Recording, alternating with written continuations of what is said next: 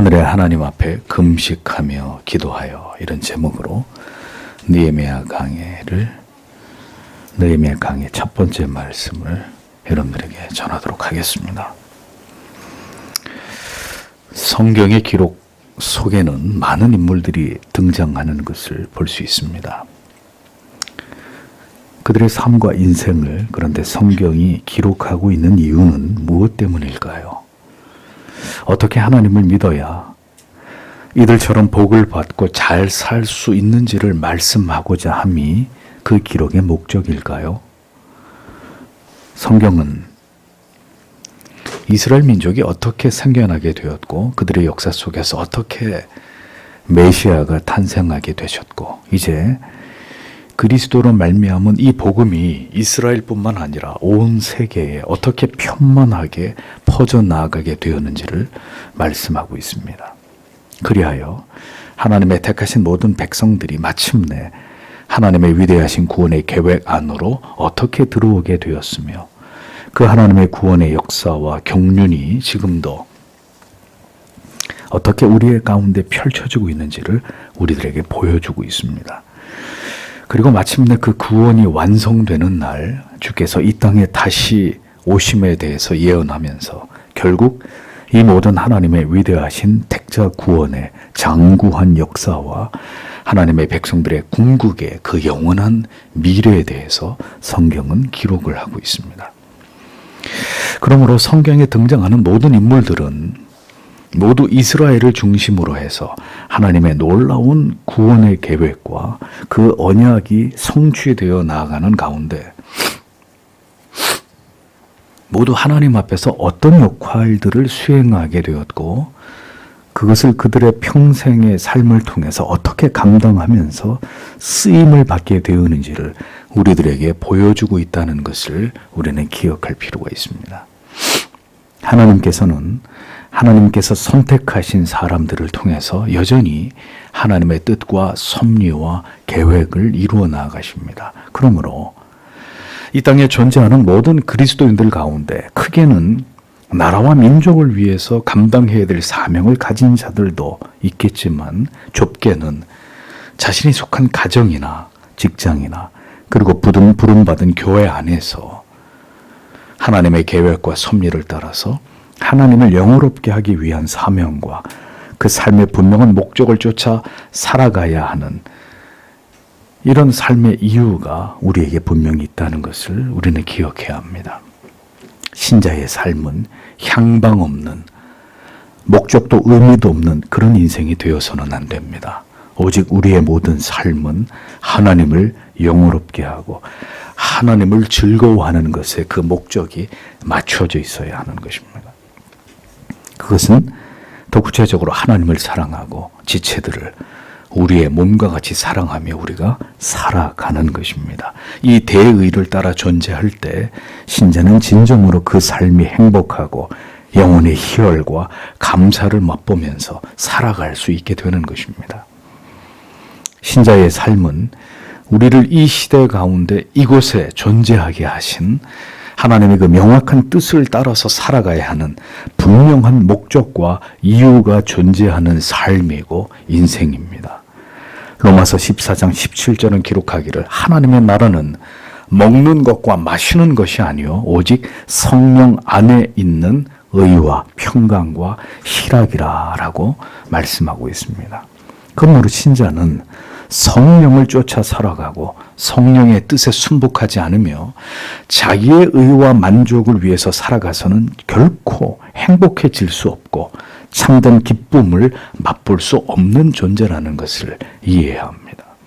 오직 성령의 뜻 가운데서 우리가 거하고 그런 말미암아 주 예수 그리스도를 믿어서 의로워지고 그로 인해서 우리가 하나님의 말씀 안에 거하는 삶으로 평강과 희락을 맛보는 삶을 살아가야 되는 것이 하나님의 말씀이 명하고 있는 성도의 삶이라는 것입니다. 그렇기 때문에 우리의 삶에 희락도 평강도 없다는 것은 우리가 지금 성령을 쫓아 살아가고 있지 않다는 것이고 즉 하나님의 나라와 무관한 삶을 살아가고 있음을 의미하는 것임을 우리는 깨달을 필요가 있는 것입니다.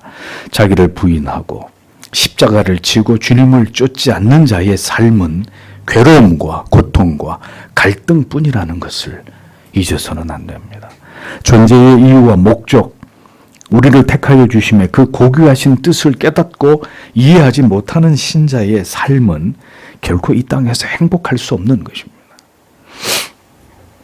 하나님만으로 행복할 수 없다면 이 땅에서 신자가 무엇을 하며 어떤 삶을 살아가든지 그는 결코 행복할 수 없는 것입니다. 그런데 누군가가 하나님의 뜻 밖에서 살아가도 만약 세상에서 충분히 행복을 누릴 수 있다면 그는 하나님과 무관한 사람일 것입니다.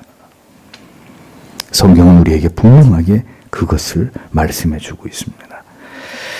우리는 이제 이 느헤미야의 말씀을 통해서 암울한 시대 속에서 하나님께서 선택하신 느헤미야를 통해서 하나님께서 어떤 일들을 이루셨고 느헤미야는 어떻게 그 모든 하나님의 뜻을 자기가 살아가는 세상과 그 시대 속에서 감당해 나아가는지를 면밀히 살펴보기를 원합니다.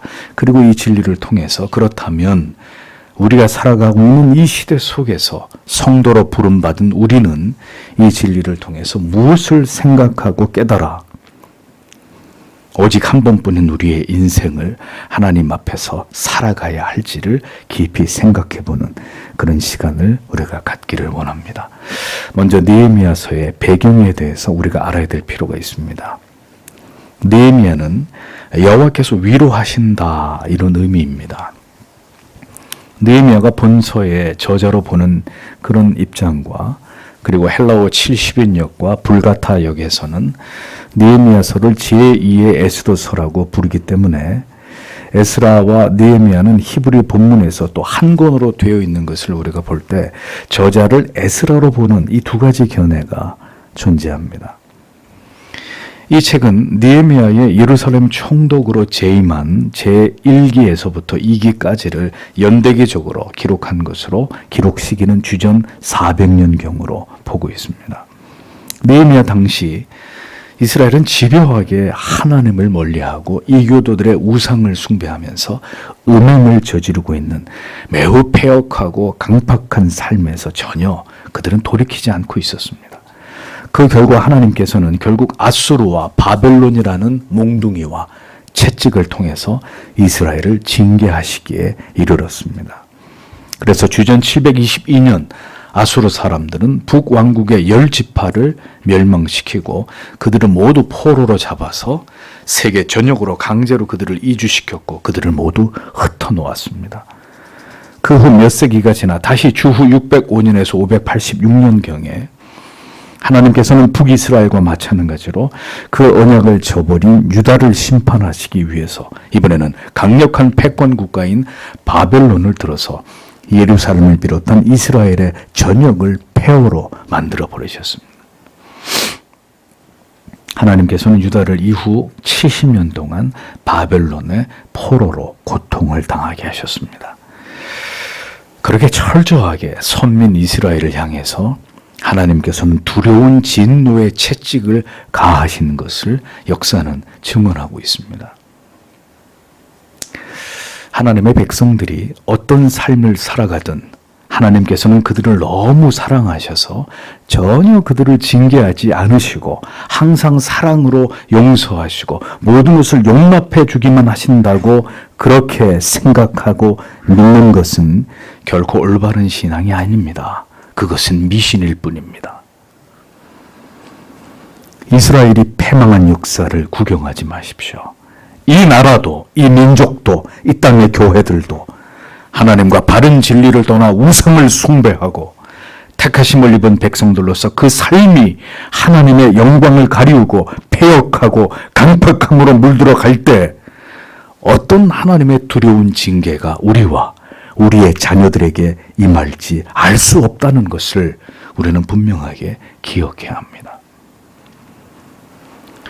유대인들이 포로 생활을 하는 동안 제국의 패권은 바벨론에서 다시 바사, 즉 지금의 페르시아로 넘어가게 되었습니다.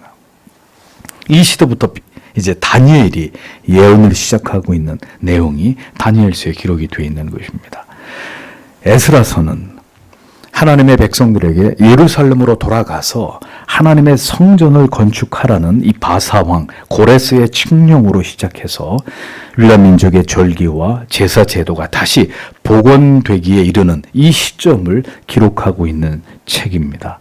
주전 538년 스룹바벨과 예수아가 1차 예루살렘 귀환을 주도하고 성전을 재건하였고, 이후 주전 458년에 에스라가 이끄는 2차 포로 귀환이 이루어진 이후에 다시 13년의 시간이 지나서 마지막으로 느헤미야가 주전 445년경에 3차 귀환을 주도하게 되고, 이때부터 예루살렘 성전의 성벽 재건에 착수하기에 이르게 되었던 것입니다.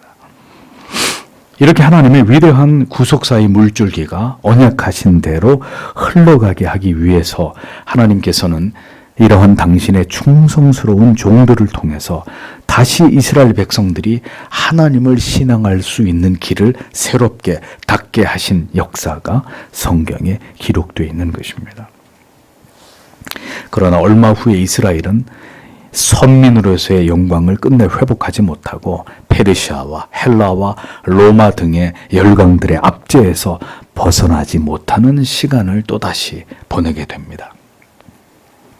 마지막 선지자 말라기의 예언이 그치고 그로부터 400년간의 암흑기가 지나 심각한 영적인 고갈 상태에서 이스라엘 백성들은 간절히 예언 속에 메시아를 대망하게 되었고, 마침내 그러한 시기에 그리스도께서는 이 땅에 인간의 모습으로 죄인들을 구원하시기 위해서 오시게 되었던 것입니다.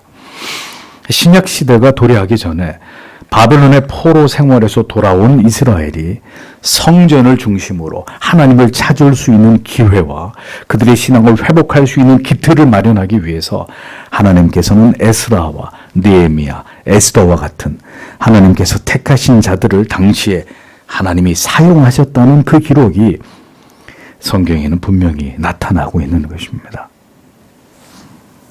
어렵고 힘든 시대에 하나님의 백성들은 한결같이 그 어두움 속에서 불꽃과 같은 삶을 살았습니다. 비록 암울한 역사 속에 있었지만 하나님의 사람들은 누구도 시르이와 좌절과 낙심으로 세월을 보내지 않았습니다. 그 시대를 향하신 하나님의 뜻과 마음을 품고 누구보다 열심히 최선을 다해서 하나님의 뜻을 이루기 위해서 자기의 온 몸을 던져 그 시대를 감당했던 모습을 성경은 우리들에게 보여주고 있는 것입니다. 우리가 살아가고 있는 오늘 역시 내일 일을 알 수 없는 악하고 음란한 시대이지만 오늘도 우리에게 분명히 감당해야 될 하나님의 뜻이 우리에게 있습니다. 성도는 우리의 미래를 온전히 하나님께 맡기고 우리가 감당해야 될 시대 속에서 하나님의 자녀들인 우리들이 해야 할 그 일에 최선을 다하는 자들이 되어야 합니다. 하나님의 위대하신 구속의 드라마가 끝나기까지 우리 모두는 이 세상이라는 무대 위에서 택함을 받은 하나님의 백성들인 우리가 감당해야 될 그 사명을 완수하고 하나님을 되옵는 자들이 되어야 한다는 것입니다. 느헤미야서의 강의를 통해서 그것을 발견하고 깨닫게 되는 놀라운 은혜가 우리 모두에게 있게 되기를 바랍니다. 성령께서 그것을 보게 하시고 마침내 우리의 가슴을 뜨겁게 하셔서 우리의 존재의 의미와 목적을 알게 하심으로 그것을 위해 달려가는 가슴이 뜨거운 하나님의 자녀들이 되기를 간절히 소망합니다. 느헤미야 1장은 주전 446년 바사왕 아닥사스다 제위 21년에 일어난 일이었습니다. 앞에서 밝힌 대로 이스라엘 공동체의 귀환은 세 차례에 걸쳐서 이루어졌는데 그 가운데 1차 귀환 시 스룹바벨의 주도로 사마리아 사람들의 방해 속에서도 끝까지 성전 재건이 성공을 거두게 되고 그 이후에 80년이 지난 뒤에 에스라의 인도로 2차 귀환이 이루어지게 됩니다. 그런데 이때 성전을 재건한 1차 이스라엘의 귀환자들은 영적으로 변질되고 타락해 있었습니다. 그 중요한 원인은 바로 이방인들과 통혼 때문이었습니다.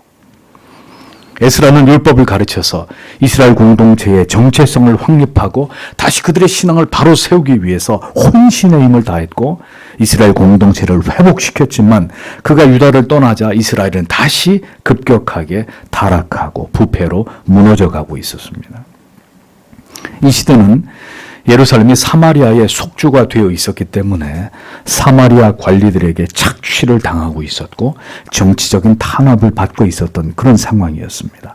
무엇보다 시간이 지나갈수록 아랍 부족들의 세력이 커지고 있어서 이스라엘 공동체는 군사적인 심각한 위협을 받고 있었지만 그들은 자신들을 방어할 아무런 체제를 가지고 있지 못했습니다.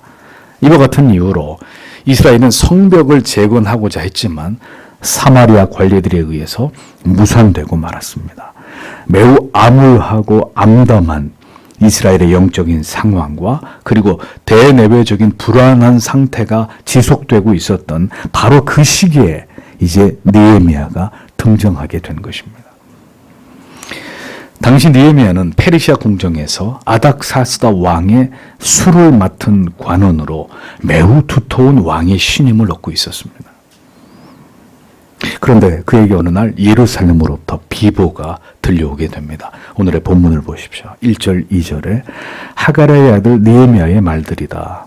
그리고 그것이 20년 기슬로월에 있었다. 그때 내가 수산궁에 있었다. 그리고 나의 형제들 중에 하나인 하나니가 왔다. 그와 사람들이 유다로부터 그리고 나는 그들에게 포로로부터 남겨진 생존자인 유다 사람들에 관하여 그리고 예루살렘에 관하여 물었다라고 기록되어 있습니다. 누구에게나 하나님의 부름을 받게 되는 순간이 있습니다. 자신의 사명이 무엇인지, 무엇 때문에 내가 존재하는 것인지, 내가 무엇을 위해 살아야 하는지를 깨닫게 되는 순간이 있습니다. 하나님께서는 하나님의 계획과 뜻을 이루시기 위해서 우리의 전 인생을 섭리하시고 인도하십니다. 우리가 있는 곳, 우리가 하고 있는 일, 우리가 만나는 사람들, 우리에게 주신 재능과 은사 모두가 우연의 산물이 아니고 하나님의 뜻하심을 이루기 위한 수단이고 그것을 위한 연결고리가 된다는 것을 우리는 깨달아야 합니다. 하가랴의 아들 느헤미야의 기록임을 성경은 밝히면서 때는 기슬로월, 우리의 원력으로 하면 11월에서 12월에 해당되는 시기임을 알려주고 있습니다. 느헤미야의 말이란 말은 느헤미야가 한 말들뿐만 아니라 그의 행적에 관한 전반의 기록을 뜻합니다. 느헤미야는 지금 페르시아의 아닥사스다 왕 재위 21년이 되는 해에 왕이 겨울을 보내는 수산궁에 거처하고 있었습니다. 수산은 바사 제국의 4대 수도 중에 하나였습니다. 그런데 느헤미야는 왜 제국에서 왕이 가장 신임하는, 왕이 마시는 술을 관리하는 관원이 된 것일까요? 누가 그를 그곳에, 그 자리에 둔 것일까요? 하나님께서는 유다를 다시 회복시키기 위한 그림을 가지고 계셨습니다. 그 그림을 완성해 나아갈 자로 느헤미야를 택하셨습니다. 동시대에 에스라를 비롯해서 스룹바벨 그리고 에스더, 왕후 에스더 같은 이런 자들을 하나님께서는 움직이셔서 자기 백성들을 다시 회복시키시고 그들을 보호하시고 구속사의 위대한 물줄기를 흘러가도록 하나님은 그들을 모두 준비시키시고 그들이 그 자리에 적재적소에서 그 사명을 감당하도록 역사하셨던 것입니다. 왕을 모시면서 왕궁에서 얼마든지 편안한 일상을 살아갈 수 있었던 느헤미야였습니다. 그런 그에게 결정적으로 이제 더 이상 자신의 평안과 영단만을 생각하며 그렇게 지낼 수 없도록 만든 사건이 일어나게 된 것입니다. 그 일은 어느 날 그의 친동생인 하나니와 그 일행을 만나게 된 것에서부터 시작되었습니다. 느헤미야는 에스라의 주도로 이루어진 2차 포로교환이 이루어진 이후에 13년 동안 동족들이 있는 예루살렘에 대해서 지대한 관심을 가지고 있었습니다. 깊은 관심은 언제나 간절한 마음을 불러일으키게 되어 있죠. 언제나 복음에 대해서, 진리에 대해서, 하나님을 아는 것과 교회에 대해서 깊이 마음을 갖게 되는 것은 하나님께서 우리에게 주신 은혜임에 틀림이 없습니다. 그 뜨거운 관심이 결국 우리가 어떤 삶을 살아가야 할지를 안내해주는 동기와 계기를 만들어주기 때문입니다. 열렬하고 간절한 마음과 의지를 하나님께서는 그 백성들에게, 특별히 하나님께서 이제 무엇인가를 맡기고자 하실 때 그렇게 우리에게 준비시키시는 것입니다. 마음만 준비되는 것이 아니라 그 일을 그가 이루어 나갈 수 있는 환경과 상황도, 스펙도, 능력도 하나님이 허락해 주시는 것입니다. 성경에는 모두가 흠모할 만한 뛰어난 지위를 가졌던 인물들이 나옵니다. 애굽의 총리 요셉을 비롯해서 왕의 책사였던 다니엘, 총독이었던 느헤미야, 그리고 왕후 에스더 같은, 그리고 다윗 왕과 같은 빛나는 지위와 직책을 가졌던 자들을 보게 됩니다. 그래서 우리는 흔히 예수를 잘 믿으면, 혹은 우리가 어떤 위대한 꿈을 꾸기만 하면 모두 이와 같이 하나님께서 멋있게 우리를 사용하시고 그렇게 쓰임 받을 수 있을 것이라는 이런 설교를 수도 없이 들었습니다.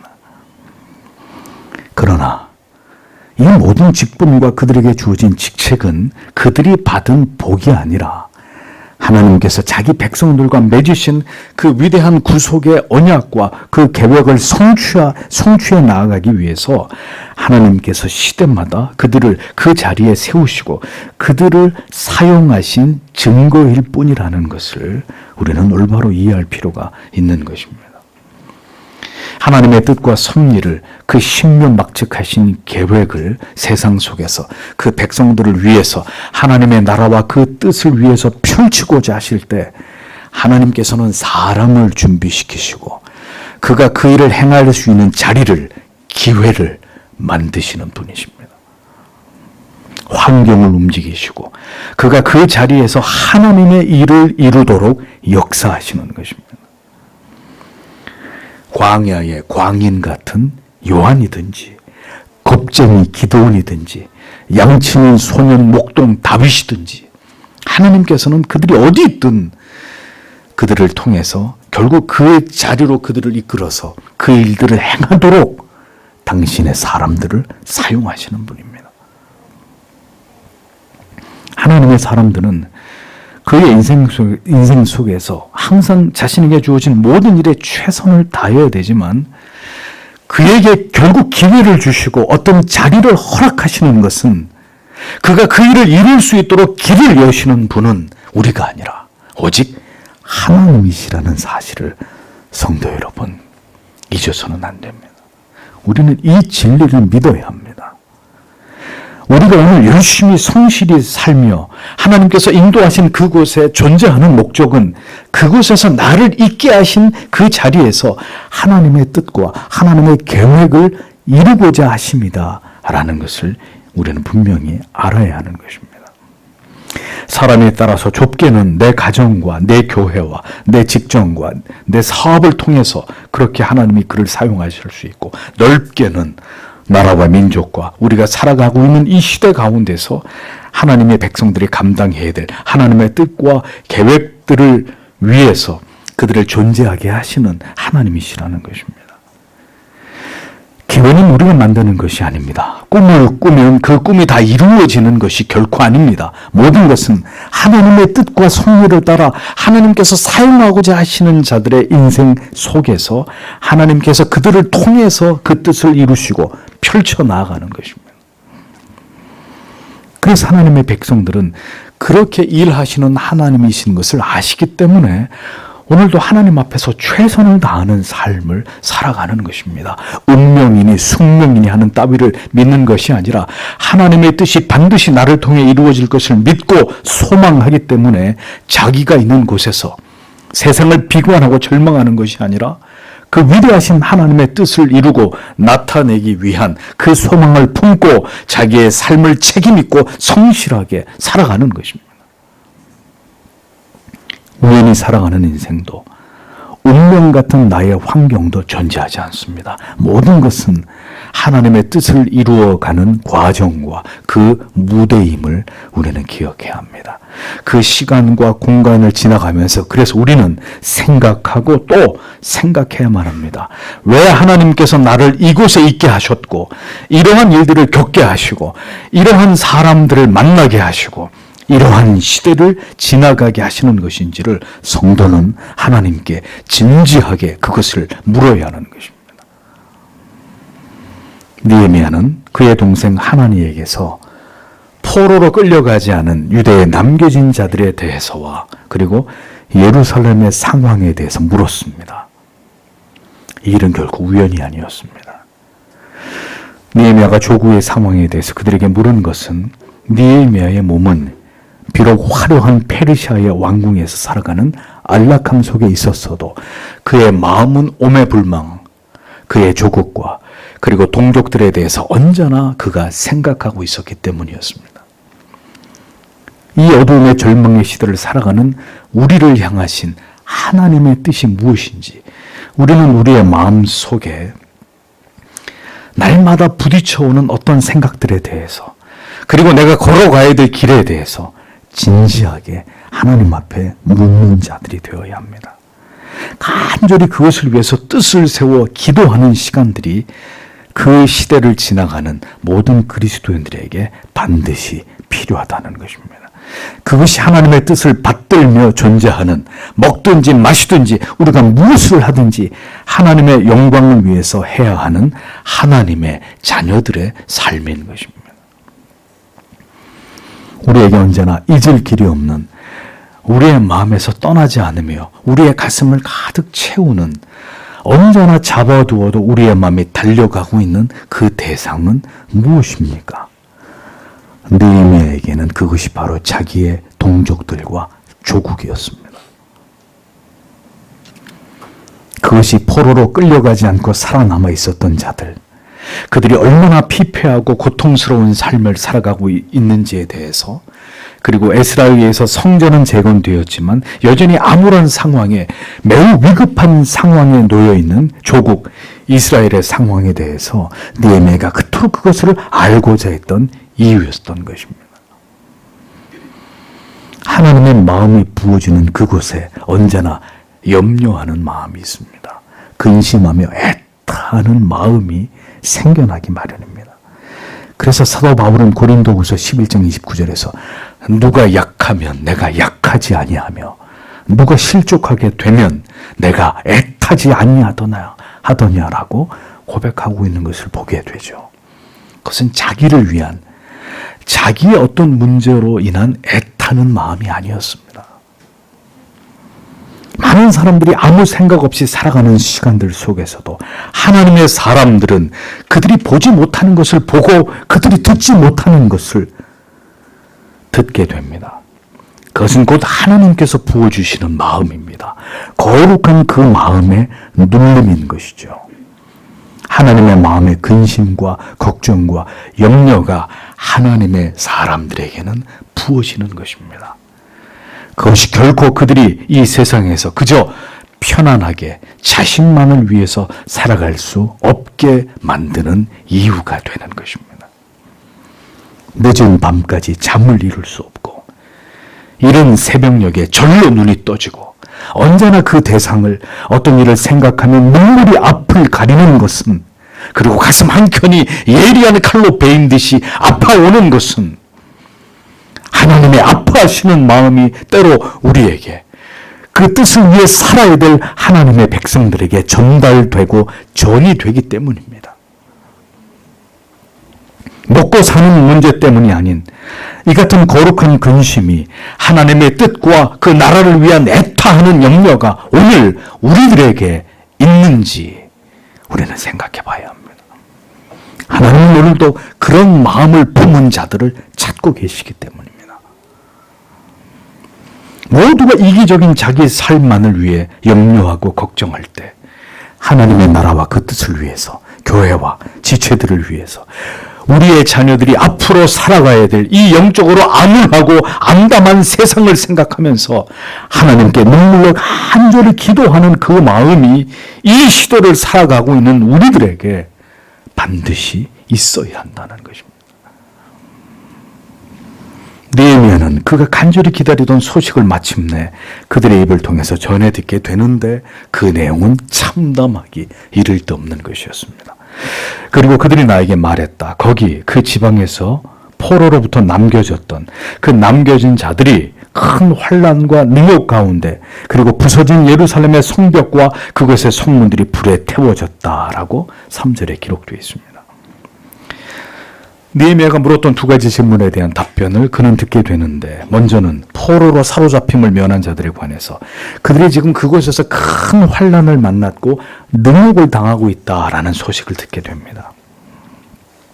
예루살렘에 남겨진 자신의 동족들이 큰 환난을 만나고 있고 그들이 지금 치욕을 당하고 있다는 것입니다. 우리가 구원과 영생을 받은 하나님의 자녀라면, 진정으로 그렇다면 우리의 마음속에 끊임없이 일어나야 되는 근심과 고통은 무엇이어야 할까요?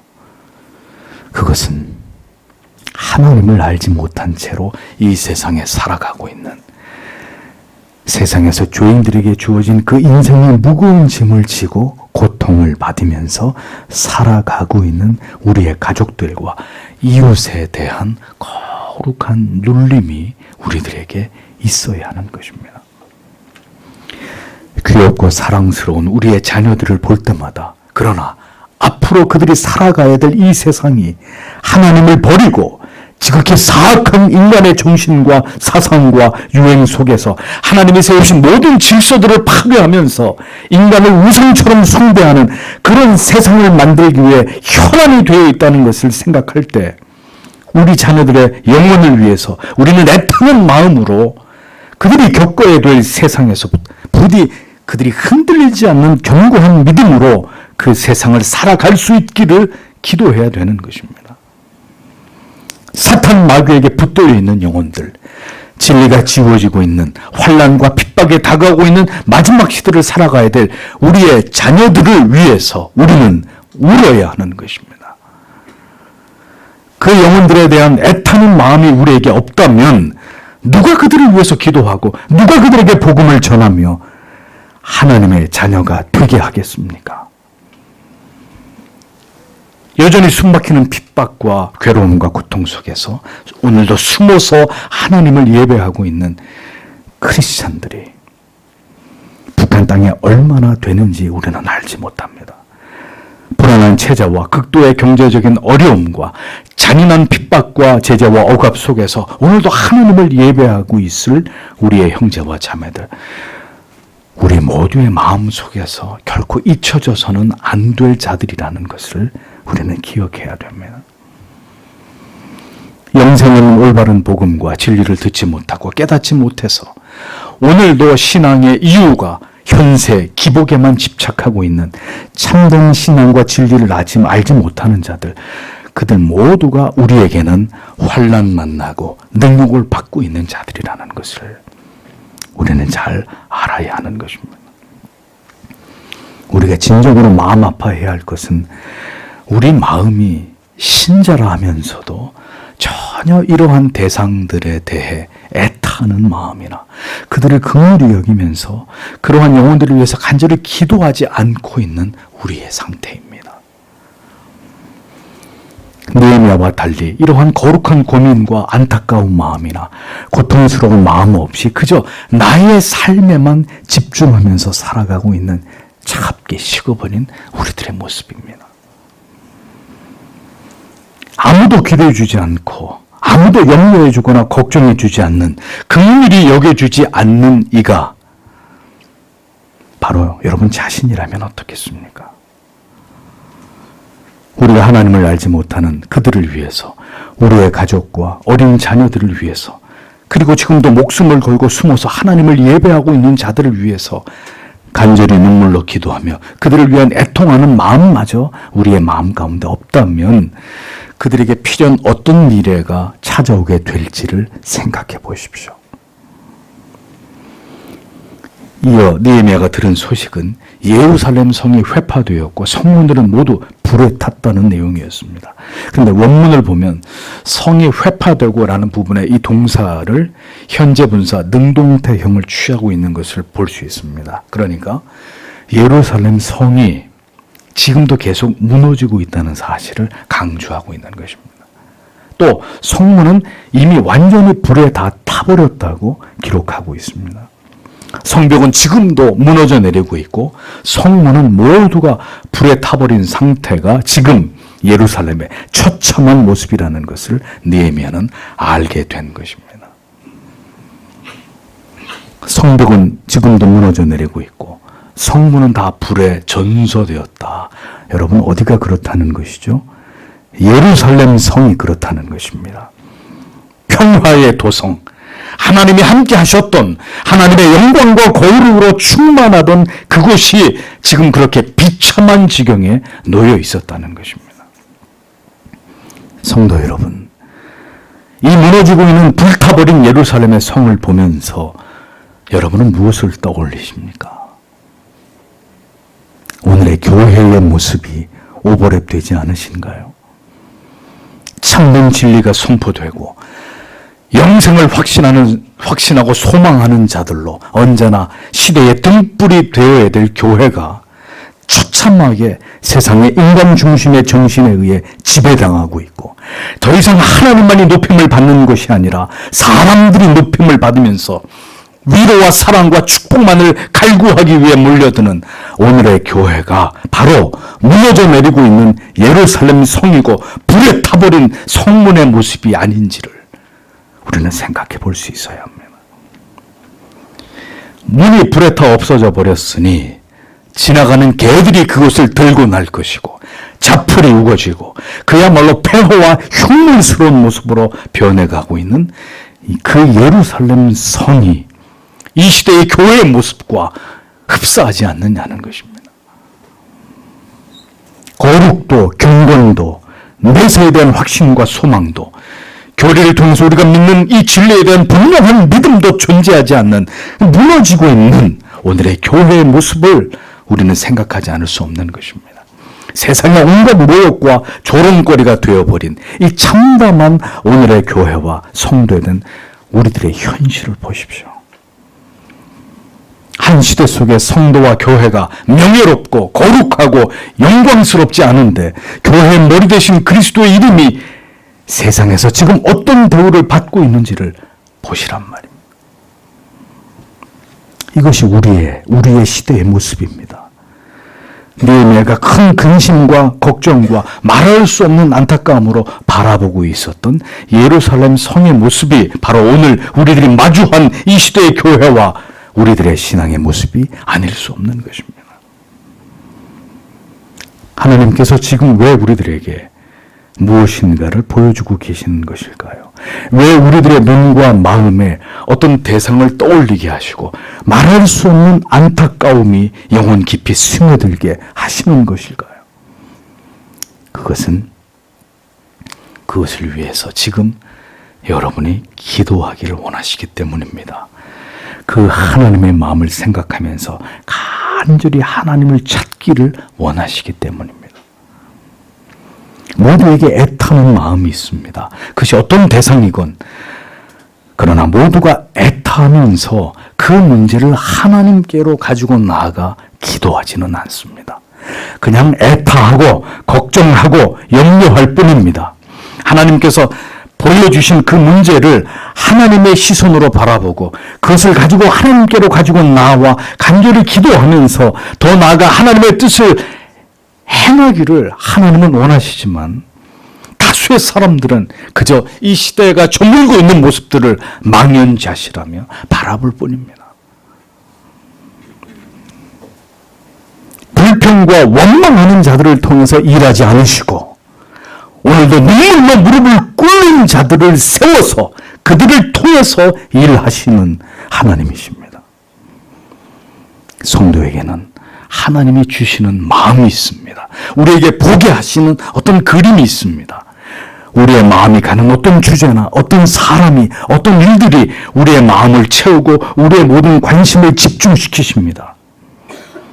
우리는 왜 그렇게 하시는지를 진지하게 생각하고 하나님께 물어야 합니다.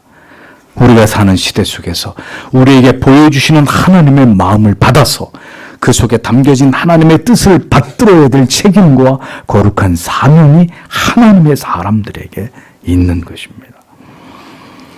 그것을 받은 자의 뜨거운 가슴과 영혼은, 그의 삶은 이제 어떻게 드러나고 나타나게 되는지를 우리는 느헤미야를 통해서 보게 되는 것입니다. 4절과 5절을 보십시오. 그리고 내가 이 말을 들었을 때 그것이 발생했다. 내가 앉았다. 그리고 내가 울었다. 그리고 내가 여러 날들을 슬퍼했다.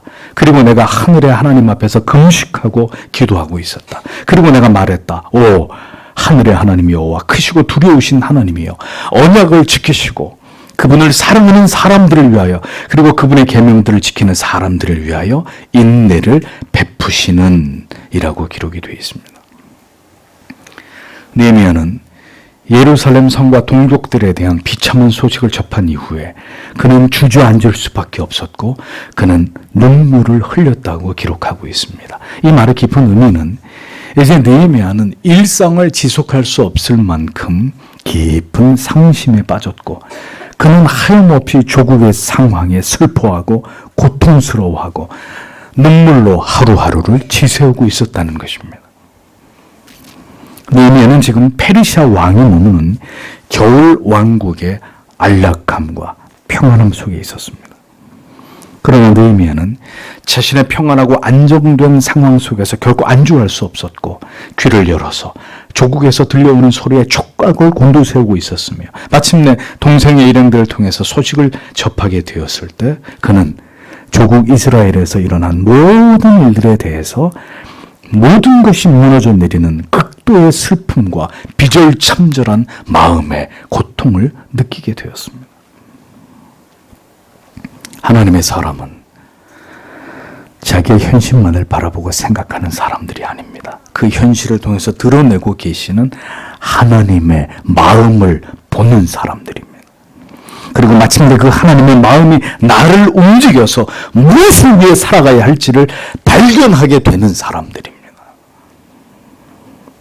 그래서 그들은 모두가 웃을 때 홀로 눈물 짓게 되는 것이고 모두가 행복해할 때 깊은 탄식과 괴로움을 느낄 수밖에 없는 것입니다. 모두가 평온해도 그만은 다가올 하나님의 심판을, 그 미래를 두려워하고 염려하면서 하나님께 간절히 탄원하고 간구하게 되는 것입니다. 그가 어디에 있든지 자기의 시대를 위해, 나라와 민족을 위해 목 놓아 기도하게 되는 것이라는 거죠. 하나님의 도성 예루살렘, 그 성이 지금 무너지고 있었고 성문이 불에 타버린 그 현실이 느헤미야의 일상을 멈추었고 그의 마음에 깊은 슬픔을 들이오게 했습니다.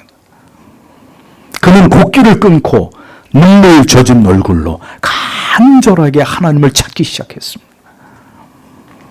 하나님께서는 이제 이스라엘을 회복하기 원하셨고 그 일을 주도하면서 그것을 진행할 자들을 세우셨습니다. 그 중에 한 사람이 느헤미야였고 그러하게 느헤미야는 안락하고 편안한 자기의 삶에서 벗어나 그 거룩한 슬픔과 참담한 마음으로 그것을 사명으로 승화시키는 과정을 그가 지금 지나가고 있었던 것입니다.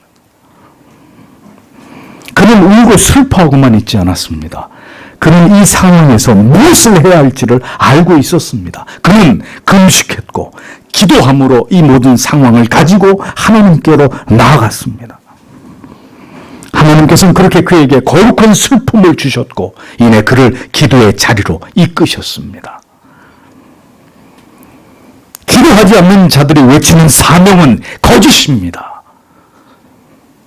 아무리 바른 가치를 외쳐보아도 그것은 결국 사람들 사이에서 주목과 관심을 받지 못하던 자기를 드러내기 위한 목적일 뿐입니다. 사명은 거룩한 슬픔에서 나오는 것입니다. 이 처참하게 무너진 상황에서 간절히 눈물로 하나님께 기도하는 자의 그 가슴과 그 영혼에 하나님께서는 그가 해야 할 일을 알리시는 그것이 바로 사명이란 말입니다. 거룩한 슬픔도 간절함도 없는 눈물 젖은 얼굴로 하나님을 찾지 않는 차갑고 냉랭한 자의 가슴에 거룩한 사명이 깃들리 없고, 그런 그가 행하는 모든 일들은 결코 하나님의 기쁨이 될 수 없는 것들입니다. 일이 우선이 아니라 하나님께서는 하나님의 마음을 부어주시며 그 마음으로 하나님의 일을 감당할 사람을 찾으십니다. 그리고 그런 자들은 예외 없이 간절히 하나님을 찾으며 기도했던 사람들이었습니다. 하나님께서는 느헤미야에게 하나님의 일을 맡기기 원하셨습니다. 그래서 그는 그 하나님의 섭리와 뜻 가운데 이방 나라의 왕의 절대적 신임을 얻는 자가 되었고, 그는 그 자리에서 이제 하나님께서 그에게 말씀하시는 일들을 감당하는 사명을 받드는 자가 되었던 것입니다. 성도 여러분, 흑암의 시대 속에서 그러나 하나님께서 준비시키는 사람들이 있다는 것을 우리는 기억해야 합니다. 모든 것이 무너지는 시대 속에서 그러나 그 무너진 것을 수축해야 될 사명을 받은 소수의 하나님께서 예비하신 사람들이 있었다는 것을, 성경은 우리에게 그것을 말씀하고 있음을 잊어서는 안 됩니다. 그들은 시대가 보여주는 영적인 암울함과 암담함 속에서 말할 수 없는 슬픔을 느끼는 자들이요, 그들은 그 괴로움과 고통과 안타까움을 가지고 하나님께로 나아가 기도하는 자들이었습니다. 하나님께 눈물과 자기의 무릎을 드릴 줄 알았던 그런 사람들이었습니다. 어둠의 시대 속에도 하나님께 붙들려 쓰임을 받는 자들은 이와 같이 거룩한 슬픔 속에서 사명을 잉태하는 자들이라는 것을 잊어버리지 마십시오. 우리의 가정이 어려움을 당할 수 있고 여러분의 사업이 어려움을 당할 수 있습니다. 경제적으로, 육체적으로, 정신적으로 우리가 어려움을 당하는 때를 겪게 될 수 있습니다. 교회가 앞으로 어떤 예기치 않은 어려움 속으로 들어가게 될 수도 있을 것입니다. 이 나라가 지금보다 훨씬 심각한 상황으로 변할 수 있을지도 모를 일입니다. 그 모든 어려움 속에서 우리는 슬픔과 절망과 두려움에 파묻혀버리는 자들이 아니라 우리에게 찾아온 그 고통스러운 현실 속에서 눈을 들어 하나님을 바라보고 하나님을 찾는 자들이 되어야 하는 것입니다. 모든 현실이 절망과 낙심을 불러일으키고 슬픔과 우울함의 감정 속으로 깊이 빨려들게 하는 그런 가운데서조차도 하나님의 사람 느헤미야는 하늘의 하나님을 향해서 식음을 전폐하고 기도를 드렸습니다. 사방이 막혀있고 내가 무엇을 해야 할지 알지 못하는 순간은 바로 당신이 하나님을 찾아야 하는 때라는 것을 의미하는 것입니다. 이 폐역하고 강팍하고 죄악으로 창궐한 시대를 지나가고 있는 성도의 마음에는 늘 눈물로 하나님께 기도하지 않을 수 없는 그 간절한 기도의 제목들이 그들의 심장에 새겨져 있어야 하는 것입니다. 어둠의 시대에는 우리가 붙들어야 될 사명을 발견해야 되는 때입니다. 젊은이들이요, 이 시대에 그대들의 젊음을 불태워서 하나님의 어떤 뜻을 이루어 드릴지를 기도하십시오. 그리고 모든 성도 여러분, 우리가 지금은 무엇을 위해 목놓아 기도하며 무엇을 근심하지 않으면 안 되는지를 생각하십시오. 우리의 자녀들을 위해서, 우리가 죽고 난 이후에 그들이 맞이하게 될 영적으로 암울한 세상을 위해서 우리는 지금 무엇을 간절히 기도하지 않으면 안 되는지를 생각해야 합니다. 차갑게 식어버린 가슴으로는 하나님의 주시는 거룩한 사명을 감당할 수 없습니다. 그러하게 하나님께서는 먼저 거룩한 슬픔을 당신의 종들에게 부어주시는 것입니다. 처참하게 무너진 영적인 현실을 듣고 보게 하시고 그것으로 인해서 그의 모든 생각과 마음이 그것에 집중되도록 그의 마음과 영혼을 사로잡으시는 것입니다. 어떤 시대이든지 그 시대를 전혀 분별하지 못하고 그저 먹고 마시고 세상을 원망하고 불평하면서 그렇게 살아가는 자들이 있었고, 깊은 단식과 고통과 괴로움 속에서 자기의 시대를 바라보면서 하나님의 뜻이 무엇인지를 깊이 고뇌하며 부르짖어 기도하던 자들이 있었습니다. 여러분은 어느 쪽입니까? 우리는 지금 왜 이 시대에 살아가고 있는 것입니까? 우리에게 가슴에 가득 밀려드는 슬픔과 탄식의 이유는 무엇이고, 우리는 지금 하나님께서 보여주시는 마음으로 우리의 삶을 멈춰 세우고 먹고 마시는 것을 중단한 채로 간절히 하나님을 찾아야 될 이유가 우리에게 존재하고 있는지를 생각해 보셔야 합니다.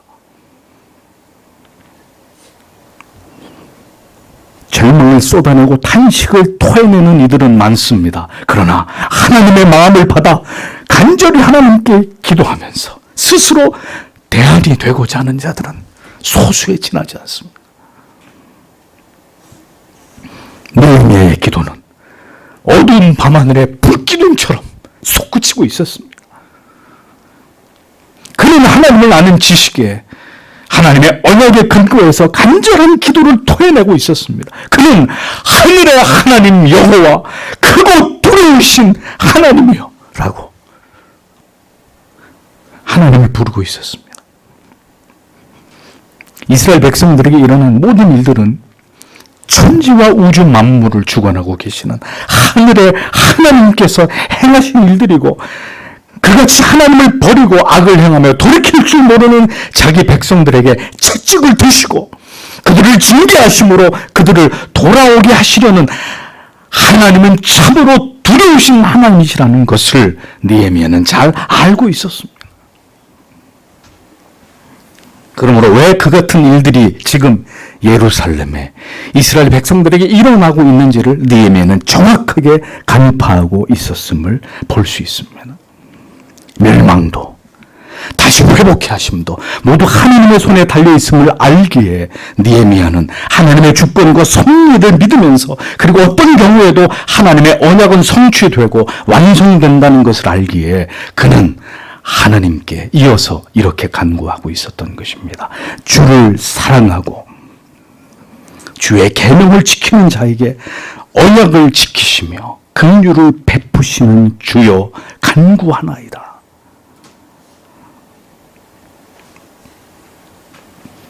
한글 성경과 달리 원문에는 언약을 지키시고 그분을 사랑하는 사람들을 위하여, 그리고 그분의 계명들을 지키는 사람들을 위하여 인애를 베푸시는 이라고 이 문장이 끝이 납니다. 하나님을 대표하는 속성 가운데 하나가 바로 언약을 지키시는 하나님이십니다. 그리고 긍휼을 베푸시는, 자기 백성들에게 무한히 긍휼을 베푸시는 하나님이십니다. 비록 눈에 보이는 이스라엘 백성들과 예루살렘의 모습이 아무런 희망을 찾아볼 수 없는 그런 상태였지만, 느헤미야가 주목한 것은 그 예루살렘의 참담한 현실과 상황이 아니었습니다. 그럼에도 불구하고 이스라엘과 언약을 맺으신 하나님께서는 반드시 그 언약을 지키시고 자기 백성들을 긍휼히 여기시는 하나님이심을 그는 바라보고 있었습니다. 소망을 하나님께 두는 자들이 하나님의 사람들입니다. 하나님을 믿고 그 언약에 소망을 두는 자들만이 어떤 상황이 닥치더라도 하나님을 사랑하고 그 계명을 지키게 되어 있는 것입니다. 오직 은혜와 긍휼을 베풀어 주시는 신실하신 하나님만을 바라고 의지하며 이제 내가 그 하나님 앞에서 무엇을 해야 할지를 생각하게 되는 것입니다. 이 모든 상황 속에서 나를 향하신 하나님의 뜻이 무엇인지를 엄숙하게 물을 수 있는 것입니다. 어떤 어려움 가운데서도 주를 사랑하고 주의 계명을 지키는 자에게 언약을 지키시고 긍휼을 베푸시는 하나님이신 것을 기억하면서 성도는 그 하나님께 부르짖어 간구하는 자들이 되어야 합니다. 그들이 진정한 하나님의 자녀들입니다. 많은 사람들이 오늘도 무엇을 위해 살아야 할지, 나의 인생은 무엇을, 어떤 가치를 위해 존재하며 어떤 목적을 위해 살아야 될지를 알지 못하고 방황하고 있습니다. 그리스도인들은 그들이 살아가는 시대 속에서 그 모든 상황 속에서 오직 하나님과 하나님의 뜻을 구하는 일에 인생에 초점을 맞추는 자들입니다. 어떤 절망의 순간이 찾아오더라도 어떤 현실적인 어려움에 봉착하게 되더라도 나를 향하신 분명하신 하나님의 뜻과 하나님께서 어떤 분이신지를 아는 지식과 그 믿음이 있다면 그는 자기의 생애를 불태워서 그 하나님의 부르심과 사명을 위한 삶을 능히 감당할 수 있는 것입니다. 어둠에는 이유가 있습니다. 우리에게 절망의 먹구름을 몰고 오시는 이유가 있습니다. 신자는 그러나 그 속에서 하나님의 뜻을 찾아야 되고 거룩한 슬픔과 탄식 속에서도 오늘의 내가 무엇을 위해 살아야 할지를 하나님께 물어야 합니다.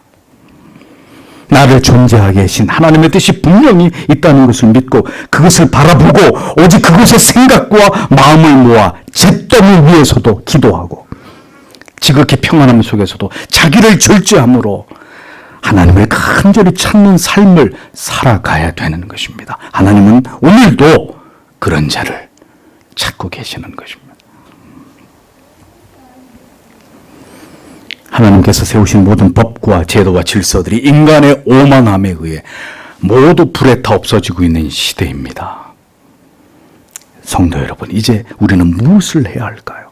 무엇에 우리의 삶의 목적과 가치를, 우리의 사명을 두고 이 어둠의 시대를 지나가야 할까요? 하나님께 모든 답이 있습니다.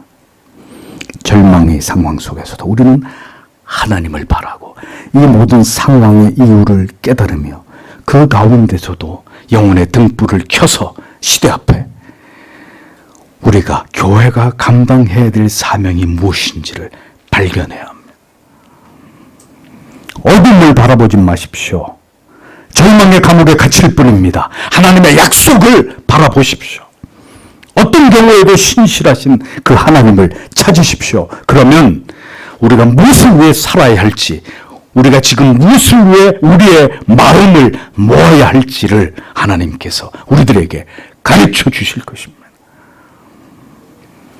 우리에게 그 같은 은혜를 부어주실 하나님을 바라고 소망하면서 느헤미야에게 주신 그 은혜를 우리에게도 주시기를 사모하면서 이 성경의 진리를 통해서 그 해답을 찾아 나아가시는 여러분들이 되시기를 소원합니다. 비천한 인생이나 우리에게도 하나님께서 은혜를 주시고 우리에게 하나님의 마음을 부어주셔서 우리가 무엇을 위해 우리의 남은 생애를 하나님께 드리며 이 흑암의 시대 속에서 교회는 무엇을 위해 존재해야 될지를 하나님께서 우리들에게 보여주셔서